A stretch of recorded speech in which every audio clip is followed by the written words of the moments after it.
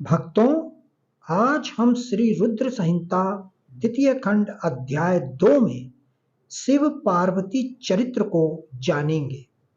सूत जी बोले, हे ऋषियों, ब्रह्मा जी के ये वचन सुनकर नारद जी पुनः पूछने लगे, हे ब्रह्मा जी, मैं सती और शंकर जी के परम पवित्र व दिव्य चरित्र को पुनः सुनना चाहता हूं कि सती की उत्पत्ति कैसे हुई और महादेव जी का मन विवाह करने के लिए कैसे तैयार हुआ। दक्ष से नाराज होकर देवी सती ने अपनी देह को कैसे त्याग दिया और फिर कैसे हिमांचल की पुत्री पार्वती के रूप में जन्म लिया। उनके तप, विवाह, काम, नाश आदि की सभी कथाएं मुझे सविस्तार सुनाने की कृपा करें। ब्रह्मा जी बोले, हे नारद, पहले भगवान शिव निर्गुण, निर्विकल्प, निर्विकारी और दिव्य थे, परंतु देवी उमा से विवाह करने के बाद वे सगुण और शक्तिमान हो गए। उनके बाएं अंग से ब्रह्मा जी उत्पन्न हुए और दाएं अंग से विष्णु उत्पन्न हुए। तभी से भगवान सदाशिव के 3 रूप ब्रह्मा, विष्णु और रुद्र सृष्टिकर्ता, पालनकर्ता और संहारकर्ता के रूप में विख्यात हुए। उनकी आराधना करते हुए मैं सुरासुर सहित मनुष्य आदि जीवों की रचना करने लगा। मैंने सभी जातियों का निर्माण किया। मैंने ही मरीच, अत्रि, पुलह, पुलस्त्य, अंगिरा, कृतु, वशिष्ठ, नारद, दक्ष और भृगु की उत्पत्ति की और ये मेरे मानस पुत्र कहलाए। तत्पश्चात मेरे मन में माया का मोह उत्पन्न होने लगा। तब मेरे हृदय से अत्यंत मनोहरी और सुंदर रूप वाली नारी प्रकट हुई। उसका नाम संध्या था। वह दिन में क्षीण होती, परंतु रात में उसका रूप सौंदर्य और निखर जाता था। वह सायं संध्या ही थी।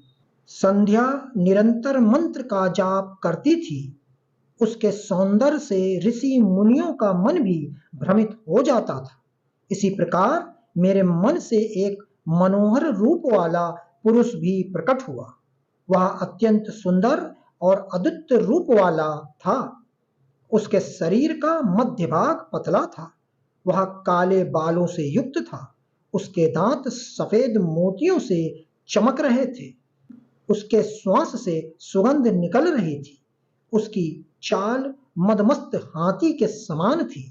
उसकी आंखें कमल के समान थी। उसके अंगों में लगे केसर के सुगंध नसिका को तृप्त कर रही थी। तभी उस रूपवान पुरुष ने विनय पूर्वक अपने सिर को मुझ ब्रह्मा के सामने झुकाकर मुझे प्रणाम किया और मेरी बहुत स्तुति की। वह पुरुष बोला, ब्राह्मण, आप अत्यंत शक्तिशाली हैं। आपने ही मेरी उत्पत्ति की है। प्रभु, मुझ पर कृपा करें और मेरे योग्य काम मुझे बताएं ताकि मैं आपकी आज्ञा से उस कार्य को पूरा कर सकूं। ब्रह्मा जी ने कहा, हे भद्र पुरुष, तुम सनातनी सृष्टि उत्पन्न करो।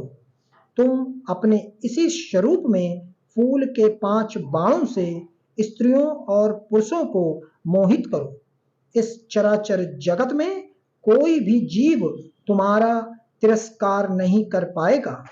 तुम छिपकर प्राणियों के हृदय में प्रवेश करके सुख का हेतु बनकर सृष्टि का सनातन कार्य आगे बढ़ाओगे।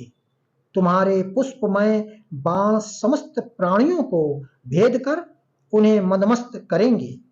आज से तुम पुष्प बाण नाम से जाने जाओगे। इसी प्रकार तुम सृष्टि के प्रवर्तक के रूप में जाने जाओगे। भक्तों, आगे की कथा श्री रुद्र संहिता द्वितीय खंड अध्याय 3 सुनना ना भूलें और हमें कमेंट में ओम नमः शिवाय अवश्य लिखें।